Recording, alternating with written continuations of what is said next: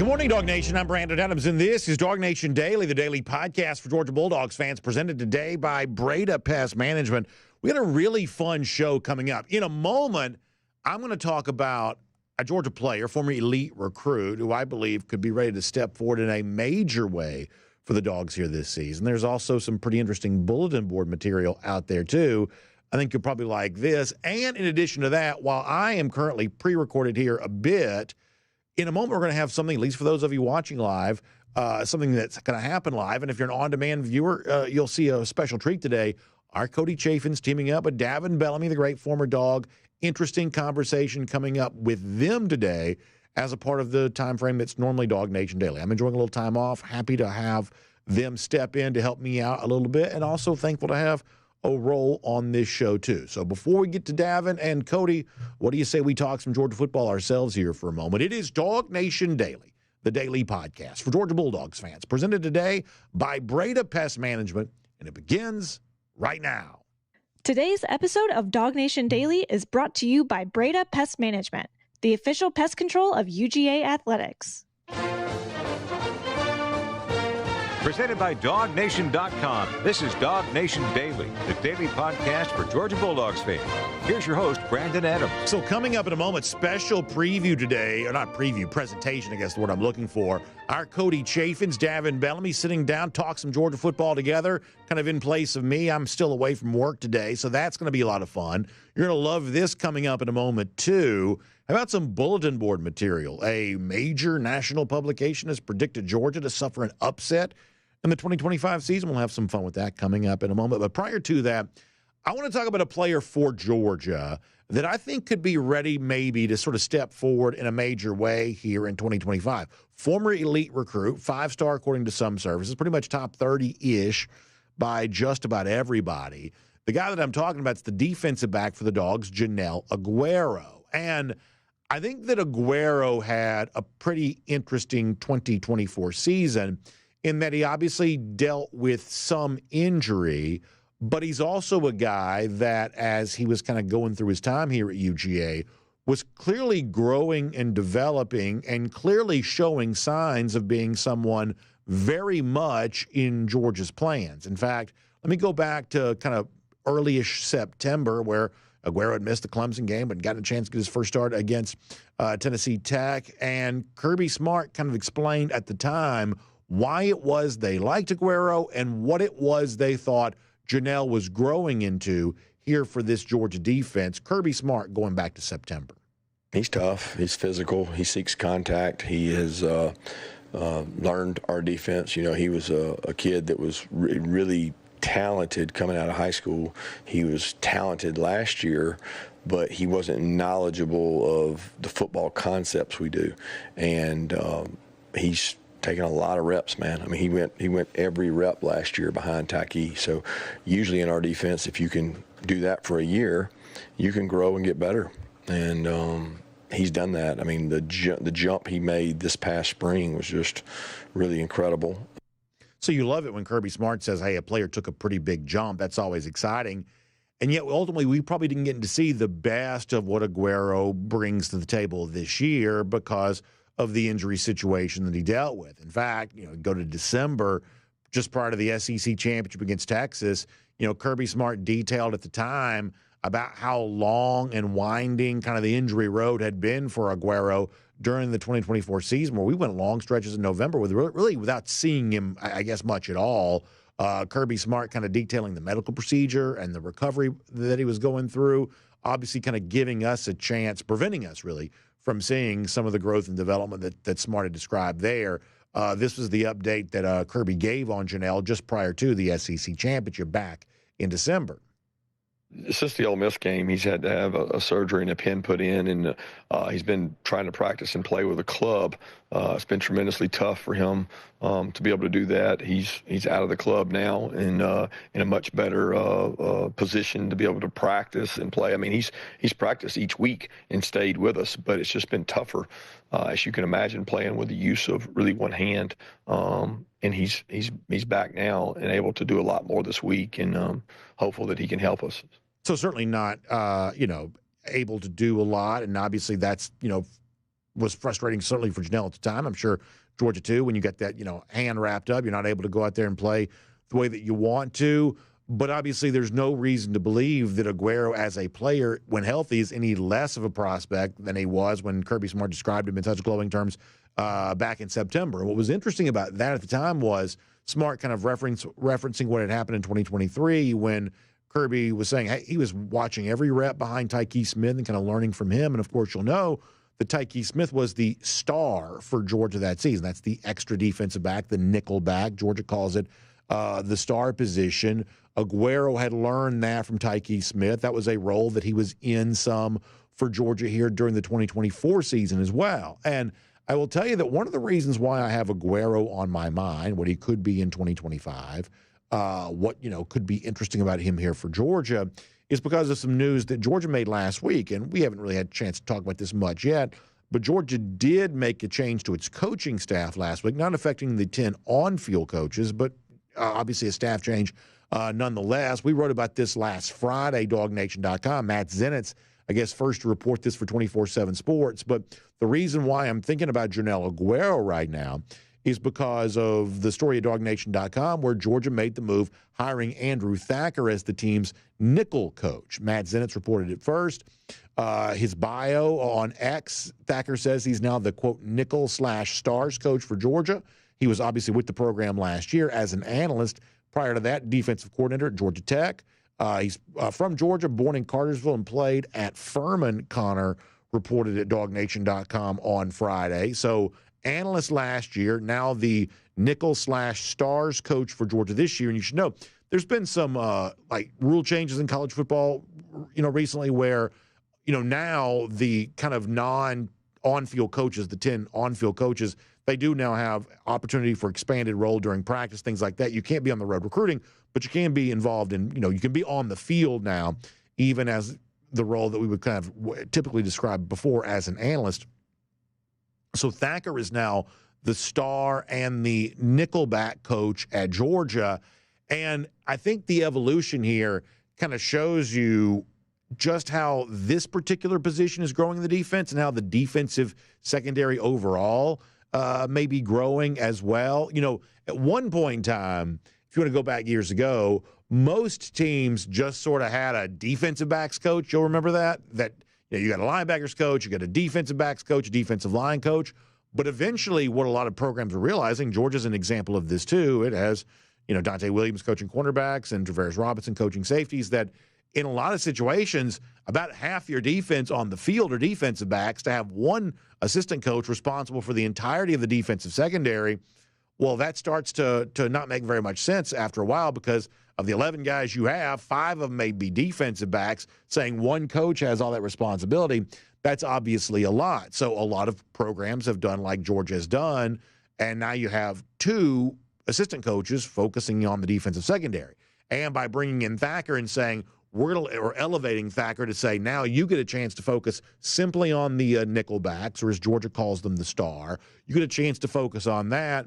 We would say that's just another evolution of how coaches are looking at head coaches looking at their coaching staff for how they handle the secondary. Because in many ways, star is sort of a position unto itself. When that guy comes into the field, the Sam linebacker goes off the field. So there's got to be a little bit of beef to the star position, the nickelback position.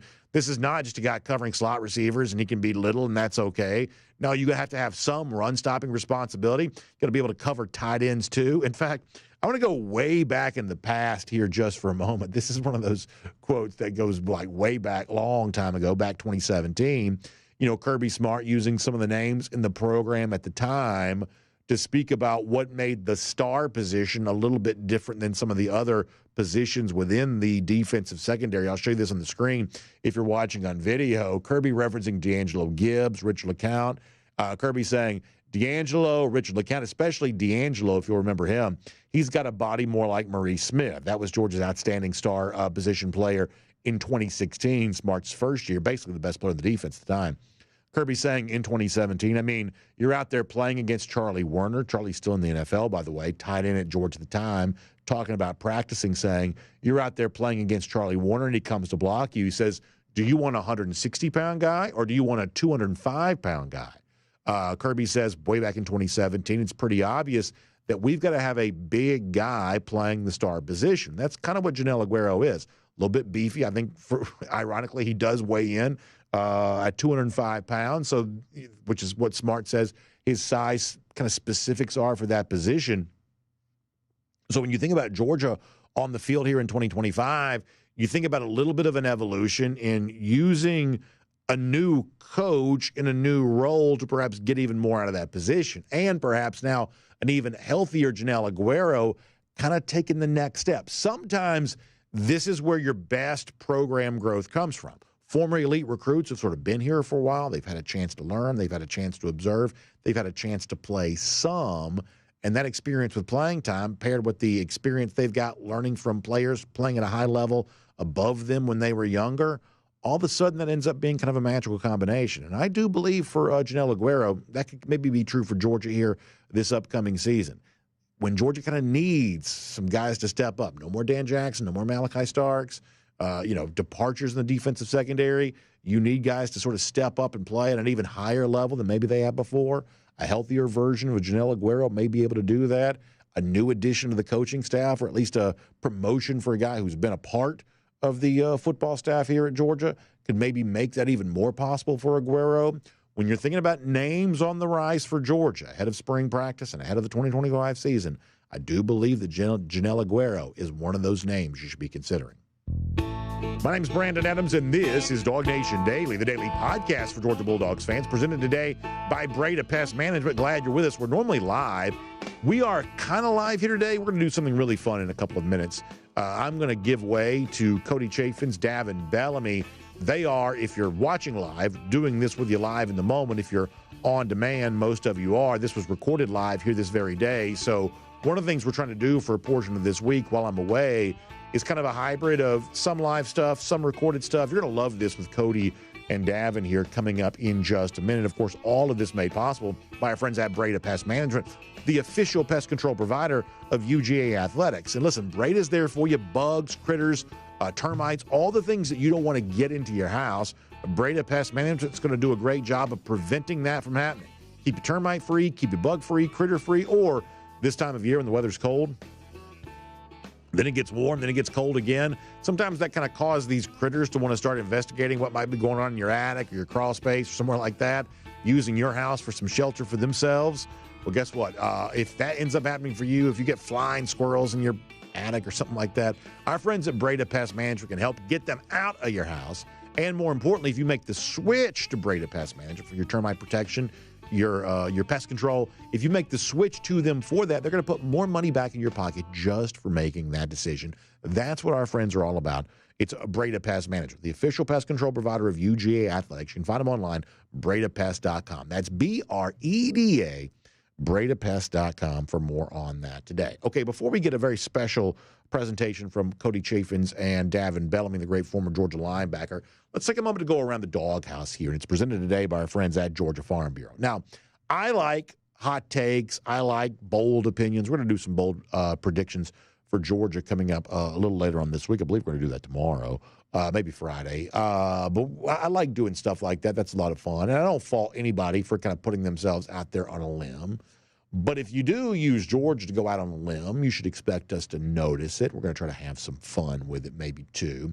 Our friends over at 24/7 Sports, Brad Crawford in particular, the writer, going back to last week, was making kind of game-by-game predictions for the SEC team. And in speaking of Georgia, couldn't help but notice a pretty bold prediction from Brad about an upset loss. He expects Georgia to suffer this season. Now, let me show you this on the screen for a moment. Now, he's got Georgia going 10-2, which last year, good enough to get Georgia in the college football playoff and be SEC champions. We don't really feel like we live in an undefeated era anymore where very many teams are going to be going undefeated. But when you look at Brad here, he's got for Georgia wins against Marshall, Austin Peay, Tennessee, Alabama. So good so far. Following that up with a win against Kentucky, according to Brad Crawford, 24/7 Sports. Now you're 5-0. Can't be mad about that. But on the road, the next game at Auburn, Brad Crawford's got that as a loss for Georgia. And the truth is, you're going to probably lose at some point in time. No one went undefeated this year. I don't know that anyone will go undefeated in 2025. At Auburn, tough place to play. We think they could be improved. Georgia fans would obviously be devastated to give one back in a rivalry the Dogs have dominated, but maybe not the most unpardonable of sins if you were to lose on the road in the SEC. Brad comes back to say, Georgia beats Ole Miss, gets some revenge apparently. You like that. Another win against the lousy, stinking Gators. You feel pretty good about that. At Mississippi State, nice win. Brad's also got Georgia beating Texas again in November. There'll be 3 straight for the Dogs against Texas since the Longhorns have joined the SEC. You love that. Beating Charlotte to everyone's expectation. And then on the final day of the regular season, a game played in Mercedes-Benz Stadium against Georgia Tech. Brad Crawford's got that as a loss. 24/7 Sports writer calling Georgia to lose to Georgia Tech. Now, this is just one guy's opinion, and we don't necessarily take it all that seriously. We're mostly doing this in fun. But isn't it interesting that a year after, Tech played the 8 overtime game against Georgia, the 2023 game was closer than experts thought it would be. All of a sudden now you've got at least one guy coming out of the woodworks here to say this year, I think Tech actually gets it done. I think Tech pulls the upset and beats Georgia, even after Georgia makes its way through the SEC slate. What do you have, 7-1 in the SEC, but losing to Georgia Tech? Now, obviously, we don't think this is going to happen. We'll be honest about that. But we're not necessarily mad that someone else is saying that it is. We've said before, we think that at one point in time for Georgia would have been like a couple of games against Clemson or an Oregon game in 2022, Notre Dame games if you want to go back to the early days of Kirby Smart, the high-profile non-conference game, oftentimes played in a neutral site venue. Many years for Georgia, that's been at the beginning of the season. This year, we think the Tech is probably good enough, and certainly the rivalry, Black Friday again, close game a year ago, is going to get enough attention that this year Georgia Tech is sort of Georgia's big non-conference opponent. And guys like Brad Crawford saying Tech's going to beat him probably only adds fuel to the fire. I think that's probably a good thing for Georgia. Getting the juices flowing for that, making the game feel big, giving Georgia a chance to perhaps play better in this rivalry game than it played a year ago. So I don't agree with Brad Crawford. I don't think Tech's beating Georgia, but I'm not quite so mad that he thinks they will. I think a fired-up, motivated UGA for clean, old-fashioned hate played this year in Mercedes-Benz Stadium on Black Friday night once again. I think that could be a pretty good thing. So I sort of, in a roundabout way, hope the Georgia players notice this, that you've already got somebody predicting them to lose. My guess is Georgia can use that as fuel. And that is Around the Doghouse, presented today by our friends at Georgia Farm Bureau. And listen, Georgia Farm Bureau, great resource to you when it comes to your insurance needs. Let's face it, auto insurance, you have to have it legally. I mean, literally, you got to have it. Well, when it's time to make your decision about the insurance company to work with, my recommendation to you would be to work with friendly folks who live right here in Georgia just like you do. That's why we say Georgia Farm Bureau is always the home team. For a long time, they've been a great supporter of our agricultural community here in Georgia, supporting Georgia's farmers. That same level of service, they want to give that to you, whether it's your home insurance needs, your auto insurance needs, all kinds of insurance options available to you. So please give them a call today, 877-404-1050. That's 877-404-1050. Find them online, gfbinsurance.com. One more time on that, it's gfbinsurance.com. All right, so I always love to have you as a part of DawgNation Daily here today, presented by Breda Pest Management. I'm always grateful for the chance to speak to you, but in my absence, since I'm not here live today, I think you're going to really enjoy this. Cody Chaffins, our good friend, Davin Bellamy, the great former Dawg, they're going to take it from here. And, of course, as always, glad to have you as part of the program. Appreciate it, B.A. Welcome to the live portion of DawgNation Daily. I'm Cody Chaffins, in for B.A. I hope he's enjoying his time off with his family this week. Well-earned time away from DawgNation Daily, but gave us quite a lot to talk about in that first half hour. So we're going to do some of that with Davin Bellamy, the former Georgia Bulldog who joins me here on set. We're going to hit a little bit of that playoff expansion that's been out there that Brandon did not talk about on the show. We'll talk about that coming up later in the show. You heard Brandon say he loves hot takes.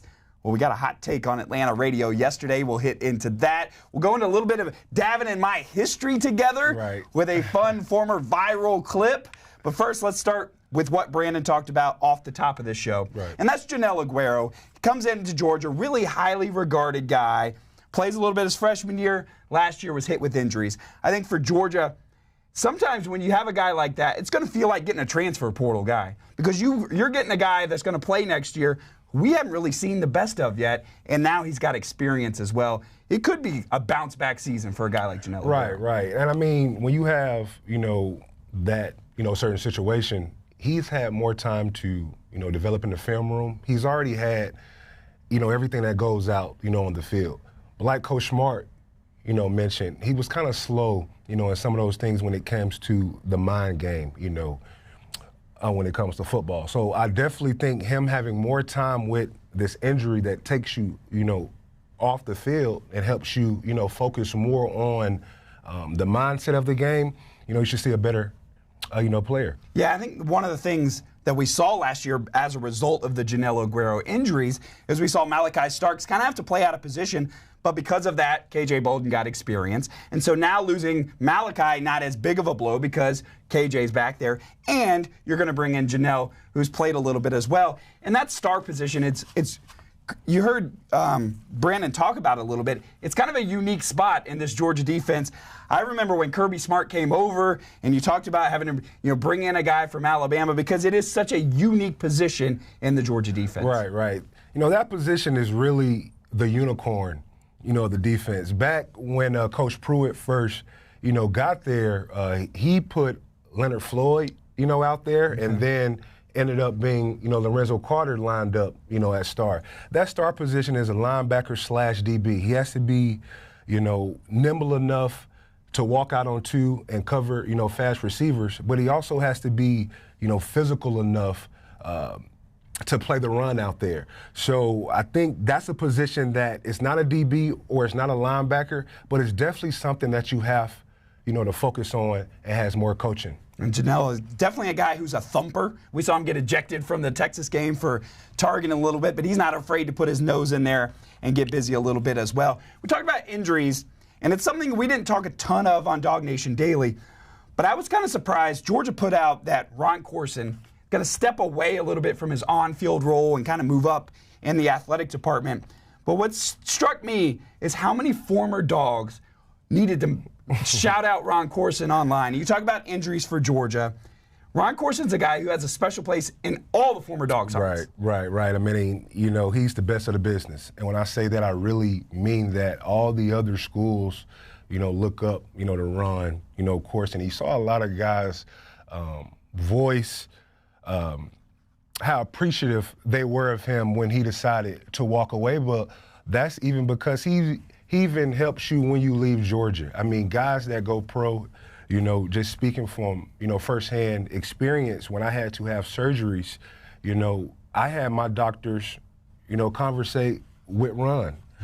Because when you start to get into, the business side, sports, sometimes the NFL doctors may tell you what the team wants to hear. So you always was able to get a second opinion. And Ron, Corson Reach just didn't touch you at school. He also helped you outside, and with the next level. So he's definitely a guy that everyone loves, man, and he's going to do great in his new venture. All right. One of the other things that comes out of this Joenel Aguero conversation was about Andrew Thacker. And so I was at the Ole Miss game this year. We're underneath, and media at Ole Miss doesn't have it nearly as nice as they do at Sanford Stadium, so I'll put that out there. So I'm kind of sitting outside the locker room, and they've got these makeshift tables they want us to sit at.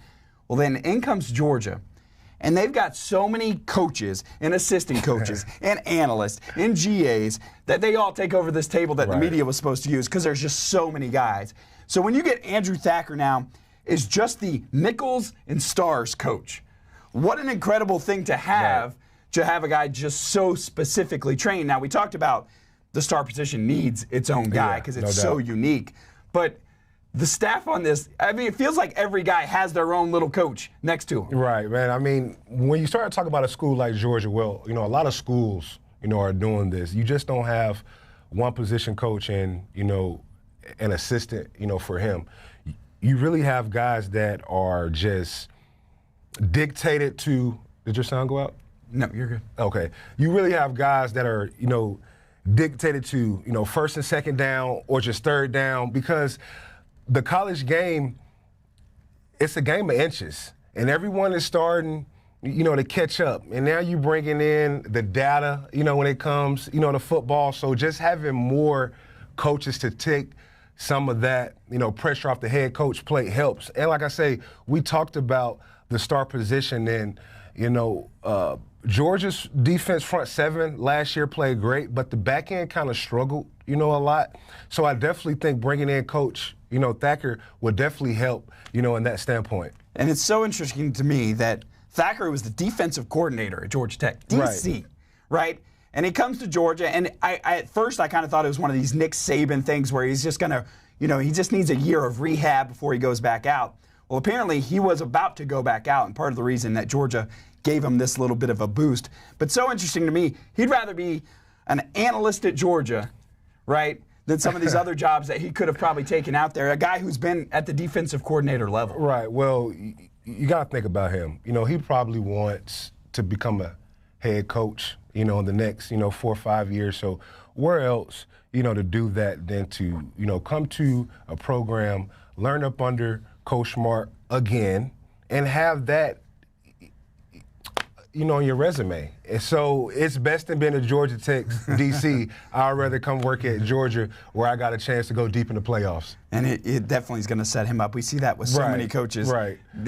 Fran Brown comes in as a position coach and then as a head coach somewhere. I mean, even you think about the time when I was there, man, you think about, Mel Tucker. Right.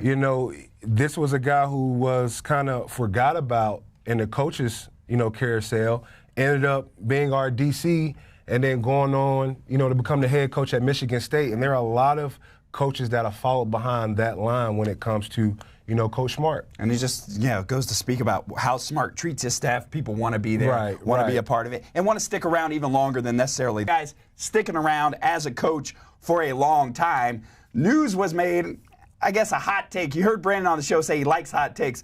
We got a hot take yesterday on Atlanta radio, 680 The Fan. Paul Finebaum was on talking with Domino and Cellini, and when he was on there at the end, they asked him about Georgia moving forward. And kind of out of nowhere, he slapped Mike Bobo, and he said, there's great coordinators. You can find a better coordinator than Bobo anywhere. Take a listen to the soundbite, and we'll talk about it. I frankly believe Georgia's problem is at the offensive coordinator's position. I think Kirby Smart, for as great as I believe he is, and I know you guys agree, is being way too loyal to Mike Bobo, and I would get rid of Bobo today. I think that's really that was the frustrating part of last season. I mean, I think you could walk down Peachtree Street and get a better offensive coordinator than Bobo, but I know I sound like a Finebaum caller now. And he really did sound like a Finebaum caller because it was one of those. They asked him, if you're going to replace him, then who? And the Finebaum caller typically says, well, anybody could do a better job. So I'm asking you, Davin, and Georgia fans talking about it, right? Right. Because they are boys. And there's no question that Mike Bobo and Kirby Smart are boys. And we heard Kirby Smart this year talking about how Drew Bobo was in his wedding. And, these guys have been tight forever. Their families know each other real well. Is that a reason that Mike Bobo is still around this year? And the other question, we'll hit the other part in a second, but walking down Peachtree, I don't think great offense coordinators grow on trees, right? Man. You know what? Like a great coach told me, you show me a good coach, I'll show you great players. Bobo, at one point in time, this team was putting up 30-plus points. You can't have your cake and eat it too. When he's putting up 30-plus points, he's the best. And then when he's not doing that, anyone can take his job. Well, me being a player, I look at it from the player's standpoint. I've always thought that the coach does not play. The players do. So when you have, our receivers not winning the 50-50 battles downfield, also we don't have the running game that we had in the years to pass, and we really just set our QB up in a lot of third and long situations all year. And then we saw in the last game of the season, pass pro was also one of our problems. So you're getting a quarterback in third and long, the running game's not there, and also our offensive line isn't protecting the QB like they have in the past. Well, what do you want Bobo to do? A lot of the success that we found towards the second half of the season was getting the tight ends involved, taking advantage of the middle of the field, and just getting the ball in our explosive guys' hands on screens. Just because we could not make those downfield shots, happen. So I definitely think next year, we get the running game back going to where it should be. I mean, a real Georgia running game to where we're getting 3 yards a pop, in a cloud of dust. And get some wide receivers that can catch those 50-50 balls, and you will see the same, Bobo offense have 30 points. But when Georgia is based off of running the game and the play action sets up the deep balls and we can't run the ball, where you're taking away 50% of our, it's basically our offense. Right. So what do you want a guy to do? So, you can't have your cake and eat it too, and, that's how the fans are sometimes. Yeah, and I think Kirby Smart is so particular about everything, right? Right. He's so efficient with his time. He doesn't want to waste time. There's no doubt that he's probably looked around and said, what else is out there, right? Even if he won't admit that to anybody, he wants to know what else is out there. And I think that he's, I think he looked at the situation. He knows all those things you talked about. You also have Gunnar Stockton coming in this year, who Mike Bobo has worked with and his dad has worked with since he was in high school. These guys have a really tight connection. So I think that wants to see what can happen this year. And Brandon's talked about a lot on this show. He's earned grace for a year. No doubt. Right? No doubt. Nobody at this point last year was saying Bobo's got to be gone. Right? So nobody was saying that last year. And so I think he's earned grace, and Kirby Smart has earned it to where he can say, hey, this guy's, I'm going to give him another year, and we'll see what happens. And Kirby's not going to let this thing go down. Georgia won the Southeastern Conference this year. Right. Let us not forget that as well. So it wasn't like they had a losing season, didn't make a bowl game, all those things. So really interesting stuff. We're going to hear from Jake Fromm in just a minute. Before we do, we are going to say thank you to Dr. Pepper for being a part of DawgNation Daily. Today, Dr. Pepper has been a part of college football for the last few years, really hardcore. We see it so much with the Fansville commercials. And, of course, we were at the national championship, and they had playoff fury, a Fansville experience at the national championship in Atlanta. And it was at that event they debuted and let people try their new Blackberry Dr. Pepper. Not only Blackberry, but Blackberry Dr. Pepper Zero Sugar. I, of course, love a Diet Dr. Pepper as well. So many fun flavors from Dr. Pepper. They do this so well, whether it's the creamy coconut or the strawberries and cream. They're always doing something. The newest thing is the Dr. Pepper Blackberry. So get out there, try that. Love Dr. Pepper for being so connected to college football and so connected to DawgNation Daily. Appreciate Dr. Pepper being a part of the show. All right, we're going to hear more from Davin in just a bit. We're going to talk about this playoff expansion, which is out there as well. We're going to take your comments in the R.S. Andrews cool down at the end of the show. But before we do that, let us toss it to Kaylee Manziel, who caught up with Jake Fromm earlier this week. And now on the program, it's time for our Kroger Fresh Take with Jake Fromm. Jake, football's really over now. What does life look like for you in this offseason? Yeah, it is over. It kind of just depends on where you're at. Being in Detroit this year, it's a logistical nightmare, kind of getting home now with a baby. So we're finally back. We're settled in. We've been home for 4 weeks now. Been kind of taking a break from working out. Yesterday was actually my first day, kind of getting back into the swing of things, showing up and working out. A little sore today. So excited to be getting back in the mix, trying to really catch up on a lot of family time. Had a lot of family time coming up. A lot of family coming up and seeing, me and my wife, but really seeing my little boy, Luke. And so really just trying to reconnect back with family and try to enjoy a little downtime.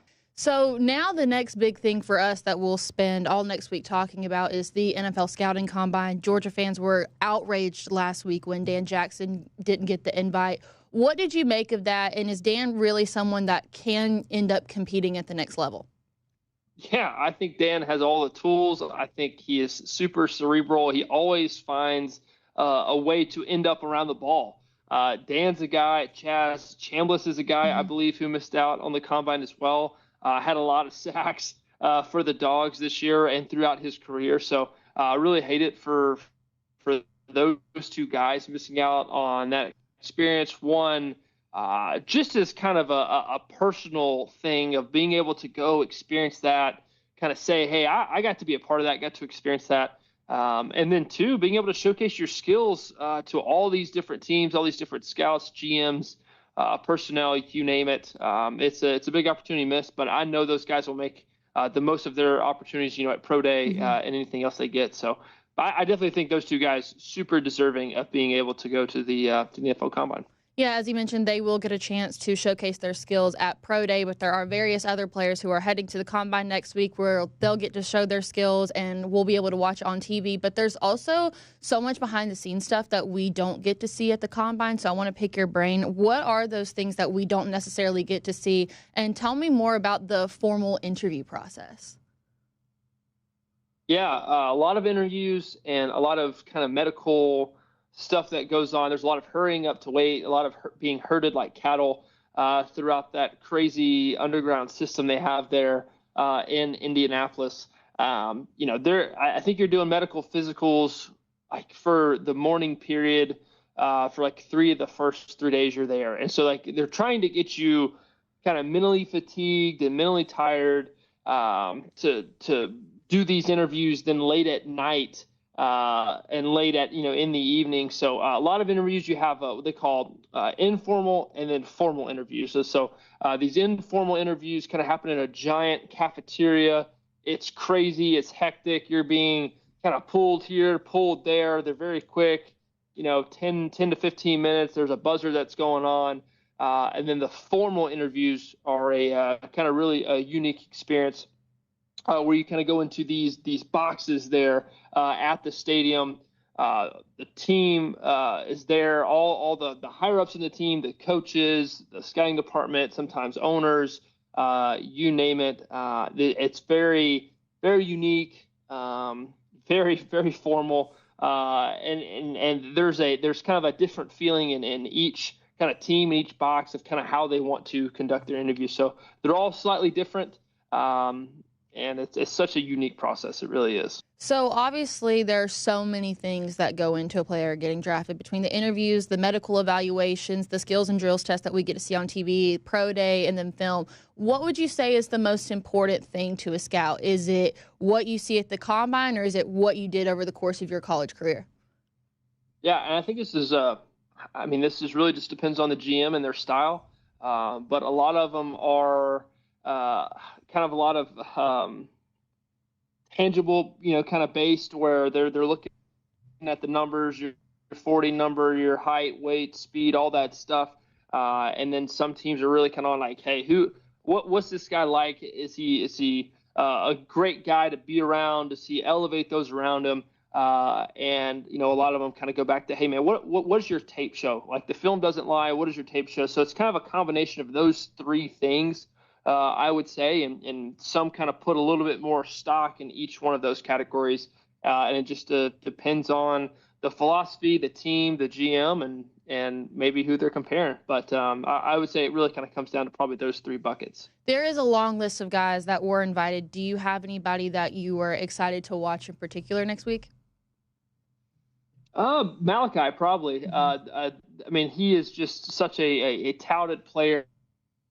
And everybody is saying just how good he is and how good he's supposed to be, and I cannot wait for him just to show up and prove any doubters wrong. It doesn't have to be all about the numbers. His tape is plenty enough, but it's going to be fun to watch him kind of out there compete and show, hey, I not only have the tape to back it up, I got the numbers to back it up as well. So we do have a special guest on today's episode of DawgNation Daily, and in just a minute, I'm hoping that you can give me a good story on him so he can react to it. But first, we want to remind you that this is our Kroger Fresh Take. Guys, it is once again cold in the state of Georgia. Spring of deception is over, and there's no worse thing than having to go get groceries in the cold. So right now is the best time to go ahead and try Kroger Boost for free for 30 days. You can save up to $1,000 per year, plus 2 times the fuel points. And the biggest benefit of all, you get that free grocery delivery, so you don't even have to leave the house. And you can do that by visiting Kroger.com/boost. Again, that is Kroger.com/boost. So today on DawgNation Daily, it is Cody Chaffins with Davin Bellamy, who we've had the chance to work with all season long. You yourself got to play with Davin Bellamy. When you hear that name, what's the big memory or moment that comes to your mind?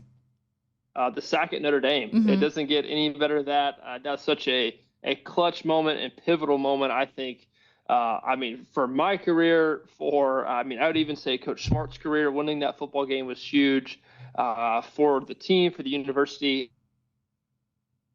and I think for a lot moving forward. So Dav obviously has a lot to has a huge hand in that, and a lot to be proud of for that. So, man, that's kind of the first thing I think about when I think of Dav. And what kind of guys he like behind the scenes in the locker room? Oh, he's hilarious. Just a huge character guy with a huge personality. Loves cracking jokes, and man, he is just a fun guy to be around. A guy you have to have in your locker room. Just kind of one of those things that just makes the team go. You got to have a guy like that in your locker room. Man, Dav does it all with his play on the field, elevating guys in the locker room as well. So, man, great joy to be around, and great joy to play with. Well, Jake, we're always appreciative of your time, but with that, we will give it back to Cody and Davin. We appreciate Kaylee and Jake right there. And Davin, you're sitting over here kind of nervous. Yeah. When she asked him, what's your favorite memory of Davin Bellamy? Yeah, man, I like you said, I was a jokester, in the locker room, and I do got a pretty big mouth, so I was just wanted to make sure he wasn't going to say anything crazy. Yeah, well, we'll get your microphone figured out here in just a second. We talk about the battery die on you. Let's see. Yeah. We'll get it replaced. Let's do it. We're live. This is the live portion of the show, so we're gonna be live, and that's okay. That's part of the game. Yep. So let's stick that back in there and get you going again. All right. So we heard Jake talk about Notre Dame. Right. And I just think back to Ice in the veins. Right. I hadn't seen anybody do that before that moment. Was that something you picked up from somebody? Give me the details. I do want to bring this up to you. After I did it, you saw Joe Burrow do it, and you saw just college football. That's what I'm saying. Like, I hadn't seen it. You haven't seen it. So I was a big Laker fan. Like I always say this, I'm a big, Laker fan. And at this time, D'Angelo Russell is the star player on the Lakers. Okay. We're not the Luka Doncic, LeBron James Lakers right now. And he used to hit these buzzer beaters and go ice in the veins. Okay. And I always told myself, man, if I get me a clutch moment, I'm going to do that, ice in the veins. And, to the credit of you, after that, man, I just saw everybody doing it. Okay. So that's, people know you for that. Right. People know you for another moment that I was involved in as well. It was after the Rose Bowl. You guys, I'm sure Dawg fans already know, but it was after the Rose Bowl. I came up to Davin trying to do an interview about you guys are going to the national championship. This is in my former life as a TV news person. We'll just roll the clip from Fox 5, and we'll watch it and we'll react. Hey, tell me about it. You guys stepped up when you don't care about none of that. None of that. What changed in the second half? Humble yourself. Humble yourself. What happened in the second half that turned this team around? They came out hot. We made a lot of mistakes on defense. That wasn't us. Even though we was down, we knew that we had taken that best shot, but they haven't gotten ours. Second half, man, we figured all that out. Stopped all that. Stop after stop on a high. Stop. We're not worried about none of that Heisman talk. You gotta come play football with the big boys. Wow. Yeah. Right. So looking back, did you even know I was there? Man, look, you caught me in the midst of running out. I just remember us just storming the field. Right. And in the midst of all these people, I'm looking for Baker. You got to hear what I got to say. Because just all the stuff that he was doing before the game. And with Coach Smart, he used to make sure we're not giving them any, bulletin board material. So we saw the things that he was doing, we just had to be quiet. And then after the game, I just wanted to let it all hang out. You caught me mid looking for where he is, and I found him walking right across. And I didn't know the cameras were rolling, because usually my time of doing, the interviews is, all right, we're going to do an interview. Okay, check, we're ready. Bam, let's go. Right. That wasn't the case. You already had it rolling right when I ran into it, man. But, man, that was a great moment, man. I actually haven't watched the full clip like that. Right. Just to see, what I said, and you got to play football with the big boys, so, yeah. It was so funny because, you talk about Kirby. That was the game after the game. He's boom MFer, right? Like that made headlines as well because there was video on him. So everybody was emotional. And it was an emotional game. You go to overtime and all that. The other part that's so funny, so humble yourself. How did that change how Dawg fans view you? Man, I guess it became the chant. Like how Florida State has that, and they do the oh man. Every time people see me now, it's, hey Davin, humble yourself, or I know exactly where I was, when you said that, or Baker Mayfield may do something in the league, or he may have a sound bite, and now I'm tagged up under ESPN or Twitter, and this is years later. So it just took over I guess that sound bite just put that team. It's like I said, it's like a chant, for that year. Rallying cry. Yeah, just like a rallying cry for the 2018 team, man. So it's a good moment. Have you ever run into Baker? No, I haven't. Okay. I haven't. Okay. I haven't. And then where did it come from? Because I mean, some people will, it's in the scripture, right? Like it's in the Bible, humble yourself. It is. Is that where that came from, or where it just kind of came out? Man, this is funny, man. In high school, man, I started getting, all my offers. And I guess it was starting to get to my head. And then my mother, who, raised me in the church, she told me my senior year, you're smelling yourself, you need to humble yourself. And that always stuck with me. So that kind of just led into, this guy's feeling himself a little bit too much. Humble yourself. So, all that goes down to my mom. Yep. That is the history behind the humble yourself moment. All right, we're going to get ready to go cruising around the SEC. And as we get ready, sorry, I appreciate the soundbite. Brandon's so good with it. I'm so new to all the soundbites. But appreciate Royal Caribbean for being a part of the show. We're getting ready for our DawgNation cruise. This year, we'll be cruising on Utopia of the Seas. And she's a beaut. Looking forward to getting onto that ship as kind of the lead up. This is my first cruise ever, by the way, that I'm going to be going on the DawgNation cruise. Never been on a cruise, so I've been watching all the videos of Utopia of the Seas, trying to figure out what's going on. And there's so many glowing reviews from folks on TikTok or YouTube. So many great things to talk about. The food you can get on Utopia of the Seas and the food that's included in the price for you getting on the ship. And then so many great reviews of Perfect Day Coco Cay. That's the private island that Royal Caribbean owns out there near the Bahamas, and we'll be making a stop there. All of Utopia of the Seas itineraries make a stop at Perfect Day Coco Cay. And the beautiful thing about Perfect Day Coco Cay, there's a little bit of stuff for everybody. So if I were to be bringing my kids, they would want to be at the water park on Perfect Day Coco Cay. Since I will not be bringing my kids, I will be on the chill side, hanging out at the beach, finding probably a tiki bar somewhere.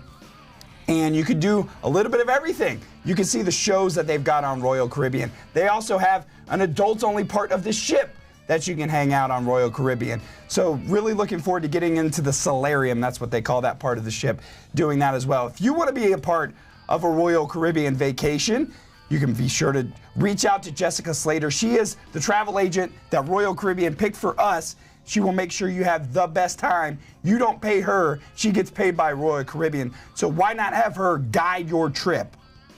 To do that, call 770-718-9147, or you can email her, jslater@dreamvacations.com. All right. Woo! It's been a week for me. So we had... Sorry for everybody at home. We'll get it all cleared out. All right, so playoff expansion has come out there. Yahoo was the first ones to have an article about that talks are happening in New Orleans between the Big Ten and the SEC to kind of revamp the way the college football playoff works. The talks are about going from 12 teams, which we have now, and it'll be 12 teams in 2025. All these changes are going to happen in 2026. So they'll go to 14 or 16 teams, and by doing that, the SEC and the Big Ten will get 4 automatic bids. No matter what, you'll get 4 SEC, 4 Big Ten. Then the ACC and the Big 12 will each get 2 automatic bids.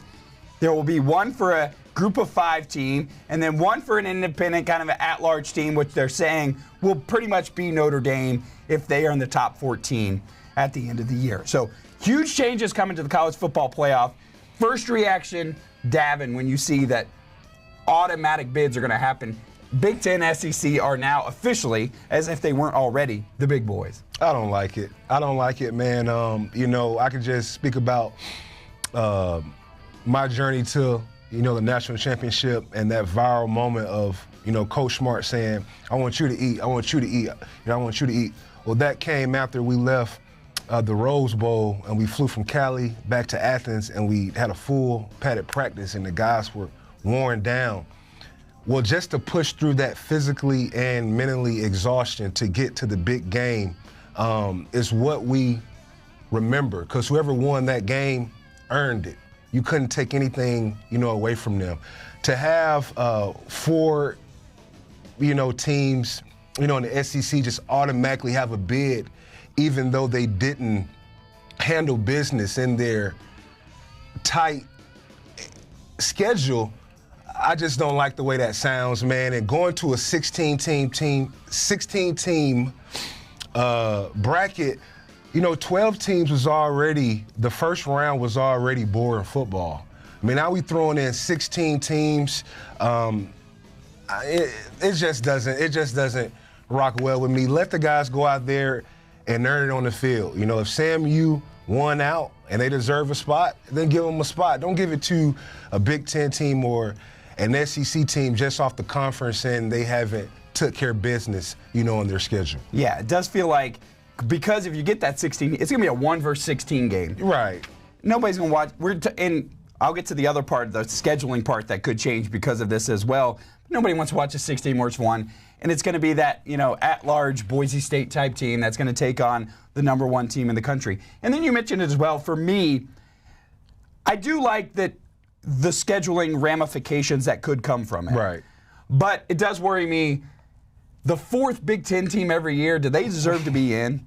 Sometimes the 4th SEC team every year, did they deserve to be in? Right. You have years like this where this year would have been Alabama or Ole Miss or South Carolina. Alabama and Ole Miss essentially played themselves out of the playoff for sure. by losing games late in the season that they shouldn't have lost to Oklahoma or losing games to Florida for Ole Miss. So to me, it's got to be something you earn. Yeah. When you put everybody in the playoff, which it feels like it is, it's got more people going in. Now, the other part of this is that the SEC and Big Ten, all of it's about money, right? So the other part is they're talking about potentially scheduling a crossover game every year, and the SEC may go to 9 conference games. So by getting them automatic bids, the thought is that they're willing to play some of these tougher games, especially early on in the season, because it won't necessarily cost you. If you can afford to lose those games if you play a Michigan early that you wouldn't normally play. So that part of it I do like. Right. That we could see potentially some more big-time matchups. The Big Ten has been afraid to come down here and schedule a home-and-home with somebody. We could see some more of that. And 9 conference games in the SEC means 1 less Tennessee Tech on your schedule, which is not necessarily a bad thing. Yeah, no doubt. I mean, back when we were playing, it was, line it up. We're the best guys, line it up. So if we have to play a tough team from the Big Ten, line them up. We didn't need, we'll play Michigan, but if we lose, we still want a bid. No, man, if you're the best team, line it up. And through my journey and experience of getting to a national, championship, just as much as it is physically, is mental. And it also, that lies on the head coach. I'm a firm believer that, Coach Smart, the way he can change your mind into a Warriors mentality helps Georgia, even this year, get through all those, OT wins. And speaking about the year that I played, it helped us starting, practice over and going on a rant, somehow triggered our mind to say, you know what, you are right. This is a one chance in a lifetime, opportunity. I can be tired next week. Right. Well, when you just keep giving these teams these automatic bids and you can play a tough team, but you can get in, that takes away the dynamic of the head coach of the strategist. Right. I mean, if one head coach is better at getting his team ready in a battles mentality to go win 15 games and another coach is not, then you're taking away the competitive advantage of what a Coach Smart has, of what a Nick Saban has. You're taking away the competitive advantage of what those coaches have. Let some of these, other coaches that are getting paid these big-time bucks, make them realize it's not just about the X's and O's. It's about having your players locked in with a battleman's mentality for 15 weeks. So it does kind of level the playing field. Yeah, it levels the playing field. For because some of these teams that are not at Georgia's level. No doubt, because I'm a firm believer. I've played for a lot of head coaches. Greg Williams, Bill O'Brien, Romeo Crennel, Mark Richt, Coach Smart. Zach Taylor from the Bengals, I just go down the line. Coach Smart is the best motivator I've ever been around. And that motivation helps you when you get to the back end of your season. Well, if another coach isn't a motivator, don't reward them. Right. I like that. And the other thing it got me thinking about when you were talking about that is when you talk about 4 seeds that are going to get in, there is some time at the end of the year, kind of like we see in the NFL, you're going to be resting players. Right. Because I can afford to lose. I'm going to be one of the top 4 in the SEC, or I'm going to be one of the top 4 in the Big Ten. Why am I going to do that? The other ramification we will see is I can't imagine they're playing an SEC championship game anymore, because it doesn't mean anything to be the top 1 or if you're going to be one of the top 4 and get in. So, but that does worry me that the NFLification of it is happening even more. You've got the NFC and AFC basically now, right? And the Big Ten and the SEC. And at the end of the year, we're playing Mississippi State. Do we need to roll it out there? We need to. Let's get some of the freshmen some time. And then what does that do to the team that needs, Mississippi State to win or whatever they need? The competitive balance is not going to be there when you start resting players as well. Right, man. And you're playing a dangerous game. Me and Brandon, talked about this, early in the season, where you just start to see a lot of the NFL things starting to drip into the college football. Well, there's a reason why NFL have fans and college has diehard fans, right? You don't want to play that dangerous game of making college football so political where you're starting to make NFL decisions in college football, and it's taking away those diehard fans, because it's a reason why, like I said, the NFL has fans, college football has diehard fans. A lot of people say, okay, guys in college play harder, or you know what you're getting, every week. You're getting a product on your TV that's going 100% every week, and it's not about the political game, at the end.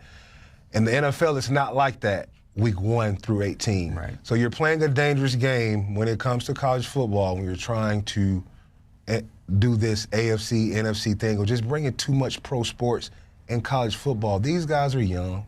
They can play games. We don't need to rest players. They're getting paid.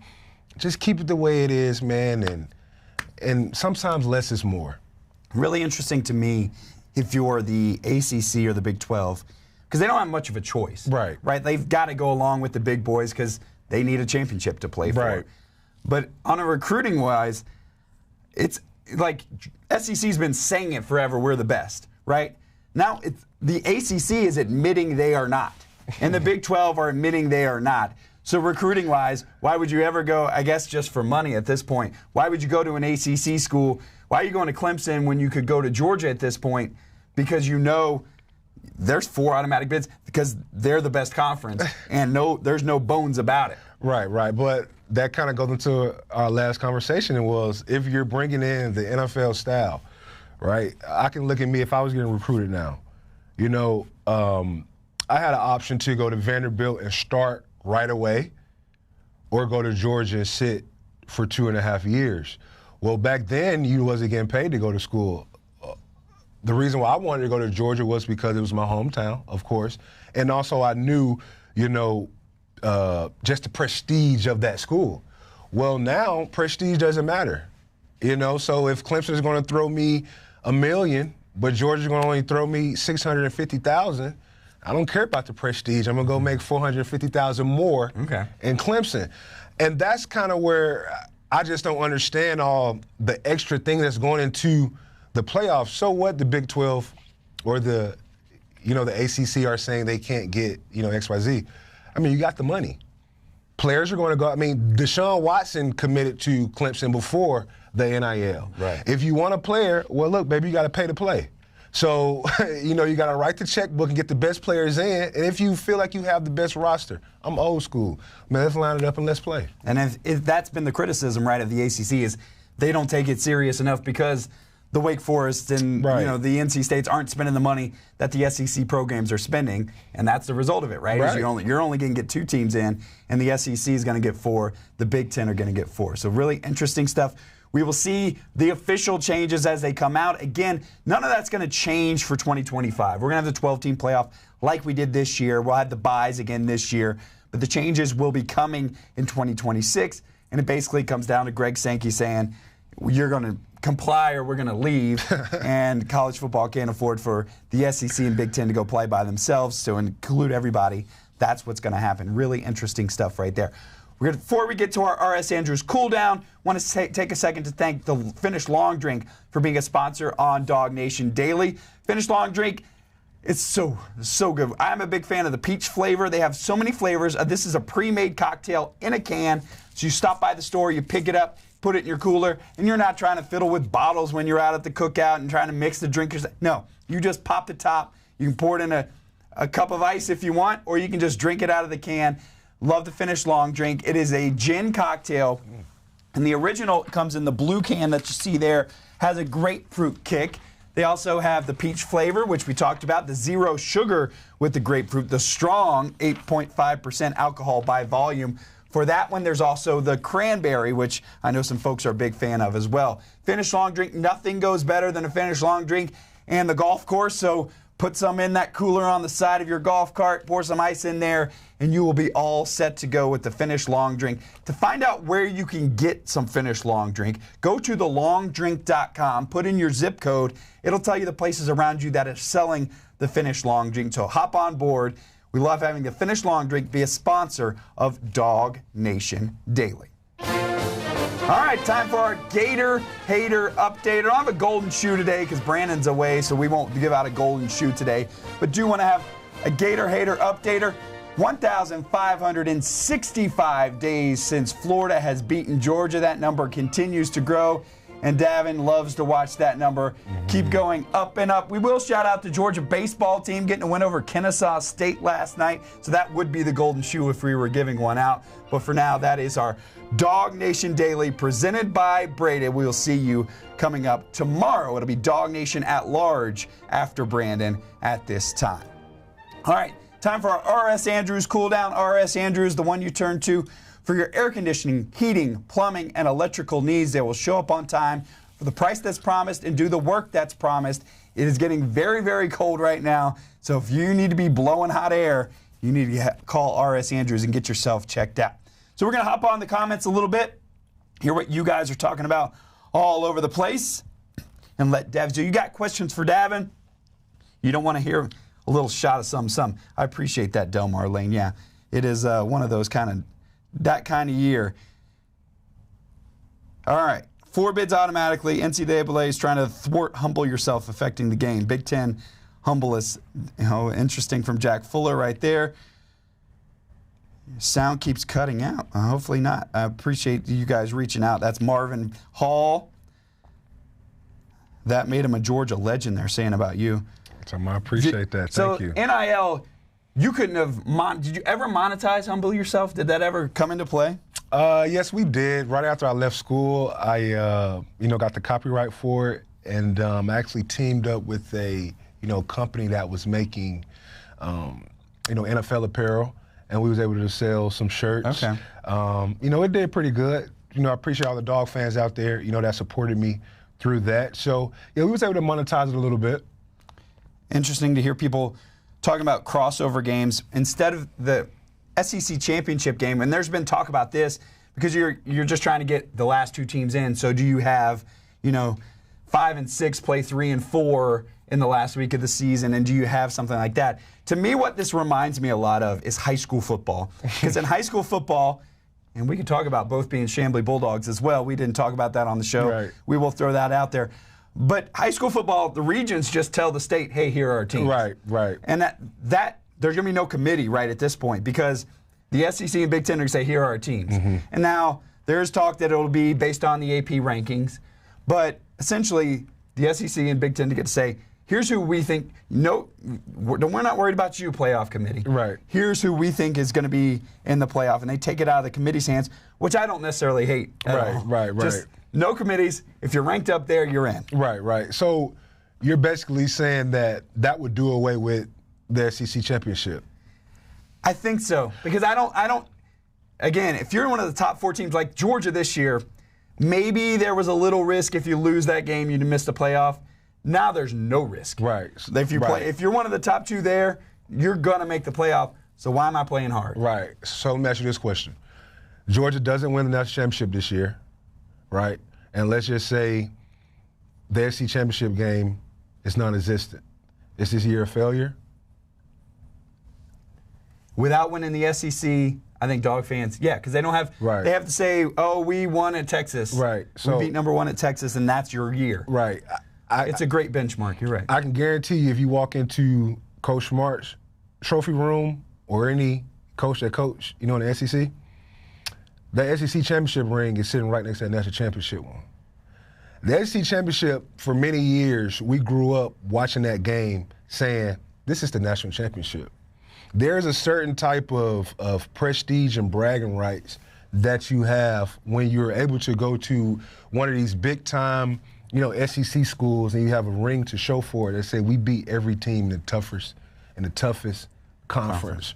Once you start taking that away, it takes away, in my opinion, the mystique of the SEC. Right. You know what I'm saying? Because usually that team that wins the SEC, they played about 8-9 tough games that a lot of teams outside this conference 1-1. And even if we don't win the national championship, we still got that SEC championship, which is really, in my opinion, air quotations, the national championship. Right. So, like I said, it could go either way. You take away the SEC championship game, and then the Dogs don't run the table. Now fans are mad that it was a failure because we didn't win the SEC championship or we didn't run the table. So, I'm a big fan of you have to keep those. You have to keep those games. And it'll be interesting to see what happens. Somebody asking you, who was the most vocal leader on that 2017 team? Well, the most vocal leader, I would have to say, it would have to be myself. I was the one. I mean, we led, by committee. I was more of the vocal person. I was more the person that led the, pregame, speeches or had those uncomfortable, conversations, with people because I don't mind, calling people out. Sony and Chubb were work guys and led by example. Big John was a big lead by, example guy. Raquan Smith was a rah-rah guy sometimes once he, got out of his shell. But he was another lead by example guy. So I think with that team, that team was player-led, but everybody did a great job in just doing their role. They knew I was going to speak before the game because they didn't. Right. You know what I'm saying? They may have came ready to work, every day more than me. And so we just flip-flop. So, but that's what you want out of a player-led team. Coach Smart didn't have to say anything except, a few times. But other than that, when it came to the checking guys, that was me. When it came to making sure you practicing every day so the young guys can see it, I will humbly say that was Chubb, that was Isaiah Wynn, that was, Raquan Smith. Those guys were, balls to the wall every day. You kind of have it. You were the spicy guy, right? Like, the spicy you got to guy, have right. a spicy guy in the mix. And I wonder, like, this year, we talked about the leaders on the team were kind of clearly Jalen Walker, right. Tate Ratledge, and Malachi Starks. Those guys are such good dudes. Good dudes. That I wonder, good dudes. Who's the spicy guy out of that mix? Is going to get in your face and kind of get a little nasty with it. That's the thing. you know, every team needs a spicy guy. You know, even Jordan when they got Dennis Rodman, you know, for the last, you know, I mean, 3 of them. You kind of need a guy that's off the rockers a little bit, but you can control him a little bit. And I don't know if you remember, man, last week I was on DawgNation with Brandon on Wednesday, and he asked, what is the difference in the O-line? And you kind of brought it up. You know, Isaiah Wynn was a spicy guy. So when he knocks you off the ball 4 or 5 yards, man, he going to lay on you for about 3 seconds, and then, you know, he may tell you something on his way up. You know, that's the illusion that I wanted to create when I was playing at Georgia, because I always understood that in warfare, you know, there's physical war, and then there's a mental war. And I used to always tell the defense that I know Coach Smart don't like us dancing when we make plays, but picture how that looks on the other sideline. Right. That's demoralizing. That's like those guys are hitting hard, and then after they make a play, they running around going crazy. Will they ever get tired? Right. And that was a mental warfare that I wanted to have on, you know, other teams. Even if you're not a celebrator, if you're going to play on this defense, you better get up and do a dance and run around or something, because that's demoralizing to the other sideline. Fake it till you make it. Fake it till you make it. And I do love a good, nasty offensive lineman. Yeah. And I honestly, I think I did see moments of that with Drew Bobo, who actually seems like really like calm off the field. But when he got to play a little bit this year, I want that guy going to the echo of the whistle, right? Dude, that's what I like. Keep blocking him. Dude, make him mad. Man, speaking from a defensive player, you hate playing a guy, especially an offensive lineman that's nasty, because one, they're bigger than you. Right. So if an offensive lineman, those ones that have the mentality of, I want to demolish you, they can. They're 100 pounds more than you. So it's literally just a mentality. The only thing you have is hoping they're a teddy bear? It's hoping they're a teddy bear. So, yeah, man, it definitely, you know, it helps a lot, you know, when your offensive line's a little nasty and a little mean, a little spicy, like you said. Rick Lynn says he's sitting at Perfect Day, Coco K. Love to see that, Rick. Appreciate you tuning into DawgNation Daily, even from there. That sounds nice right about now, doesn't it? Get a Mai Tai going and figure out. Let me hop on Facebook, see what folks are saying there. Tell Davin he can stay, and I love his comments, but the Yankees hat has got to go. This is Braves country. What's up with the Yankees hat? It's more so a fashion thing, man. Okay. It's Yankee hats go with everything. I am a big Braves.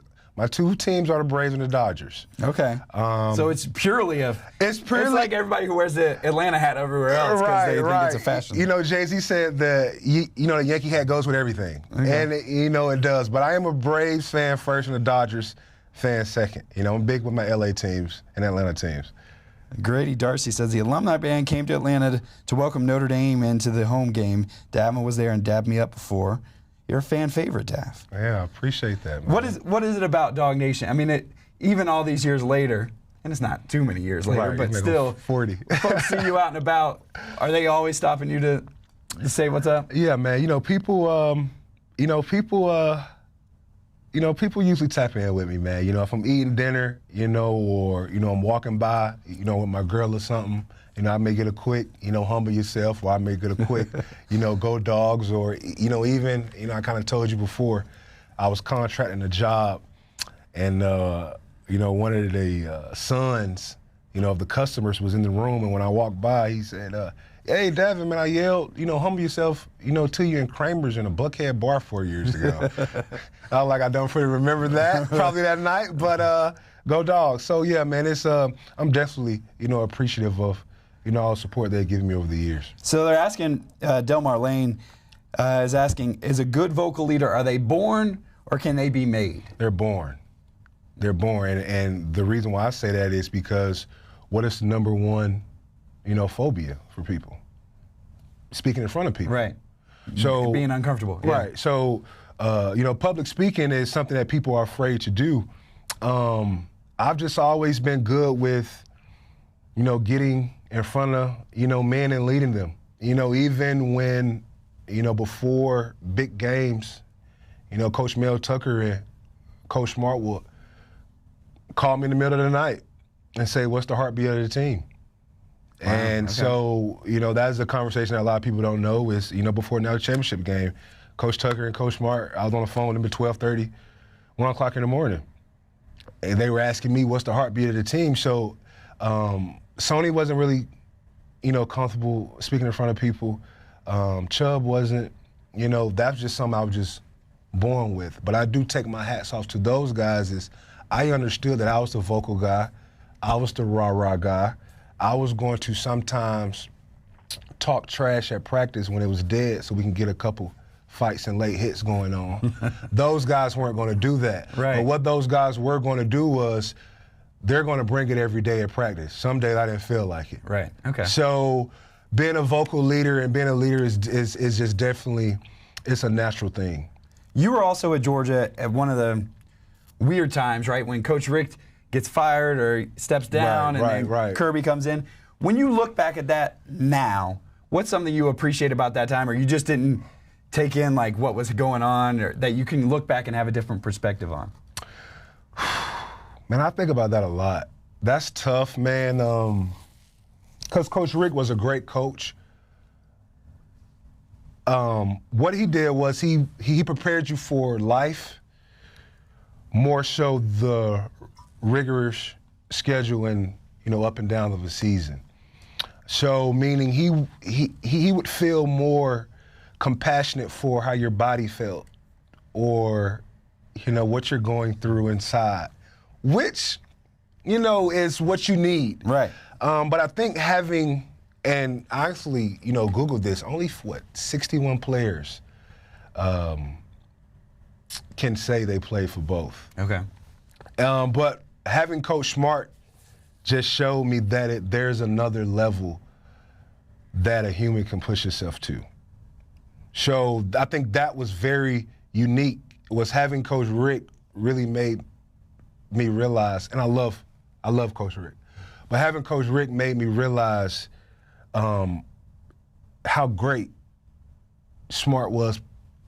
Richt was great, right? But there are levels to everything. Yeah. There are levels to everything, and just having Coach Smart show us that we can go a level more physically and mentally is kind of what I take away from those two coaches, for sure. So there was a change. Oh, I mean, because no we doubt. see it with the results, obviously. Oh, no doubt. But, no doubt. Yeah. No doubt. When I say there was a change on how we worked out. If we was running 20 110 sprints with Mark Richt, we're running 30. Okay. If we so there was definitely a change in how you worked, and he always told us, you guys work good enough to be a 10-win team, but you guys do not work hard enough to be a national championship team. So that's where he challenged us. Really interesting. Let's see who wanted to ask. Richard Dees on DawgNation.com says, Davin, let's talk about the losses of Buster Faulkner, Del McGee, Dan Lanning from this coaching staff, and how Georgia has kind of navigated those. So I think the biggest loss with Del McGee was probably the recruiting. Right. And I think bringing in Josh Crawford, I don't think that had effect on the running game this year as a different running backs coach to me. But Buster Faulkner, I think, would have been that guy to, if you were going to get rid of Mike Bobo, would be the offensive guard. Goes to Georgia Tech. And I'm sure there was some flirting back and forth with Kirby and just say, do you want to come? There's probably some of that. And then Dan Lanning, I think Glenn Schumann's kind of stepped in and kind of kept that going. For sure. But Dan, when you have the national championships in 2021, and then Schumann kind of comes in there in 2022, you win another national championship. So talk about the changes. It's been replacing coaches is a constant thing, right? That's what you want. If you're not replacing coaches, then you're not winning. So that's kind of the downside of being a program like Georgia is people are going to come poach your players, your coaches, because they want some of that. Everyone wants to be, associated with winning. And everyone wants to bring in a part of winning into their environment and hope it spreads like a cancer and everyone else develops that same style of winning. So it's honestly a plus. You know what I'm saying? And a lot of the coaches that I'm a big fan of, Del McGee, I was there when he, first got hired, and, we're pretty good. But, the players that Georgia are getting and the coaches that are coming in and replacing those coaches that are leaving, well, they're the top of the line too. Right. So I mean, like we got Muschamp on staff. I mean, we had 2-3 head coaches on staff, just in certain roles. So I really don't put too much into the coaching change when it comes to a program like Georgia. Those changes maybe affect lower tier schools a little more. But when you're talking about a Georgia that's going to probably get the top running back, I mean, what kind of coach really, he going to be who he going to be. Right. and the coach that's replacing Dale McGee is going to be top of the line also. So I don't really, take more into that. Yeah, part of it, too, I think Kirby's gotten to watch Nick Saban do that. Right. When he was there, guys are cycling in and out because they're coming for a year and so that process of replacing an assistant coach, Kirby learned from the best on how to do that. Right. And has been able to do that. And the flip side is, too, because you're Georgia, you're getting guys like Andrew Thacker who probably overqualified to be doing what they're doing just because they want to be a part of your program. Exactly. Like you got Muschamp, who any school would love for him to be their DC. Right. I mean, he just shows up to the game when he wants and gives in his, 2 cents in here. I mean, Georgia has its luxury of variables, man. We're good. All right, somebody's asking, since you are a great leader, was there ever thought of going into coaching? Yeah. Actually, I've been doing this team meeting thing where I've kind of been breaking down Georgia tape, and that has made people be like, you should get into coaching. Once I was done with the football, I wanted to do broadcast and media and kind of venture off into the business world. But I think as I'm getting more removed from playing, I think coaching is probably there in my future. I know next summer I just wanted to go down, to Georgia and just to walk around and just to see how Coach Smart does it from the coach's standpoint. Not even be a GA, just be a fly on the wall. Because I could definitely see me going into that. The college world, I feel like, high school is one level of coaching where you're taking a guy who sometimes have never played football and trying to mold him into something. The college world, I feel like, is a lot of on-the-field coaching, but it's also a lot of off-field recruiting and a lot of time.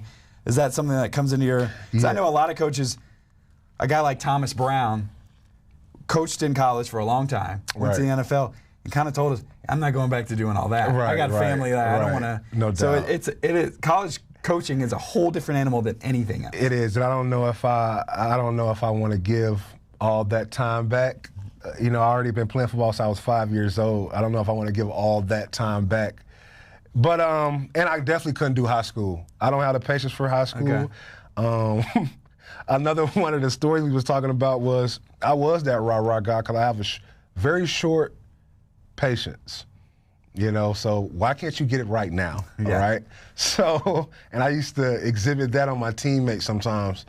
I don't know if being like that all the time with, coaching would be the best way. So I don't think my patience is there for high school. It definitely got to be, college and up. Yeah, the other part of high school sometimes is they want you to be a teacher too. Yeah, I'm not doing that. What did you say to my son? Humble yourself, right?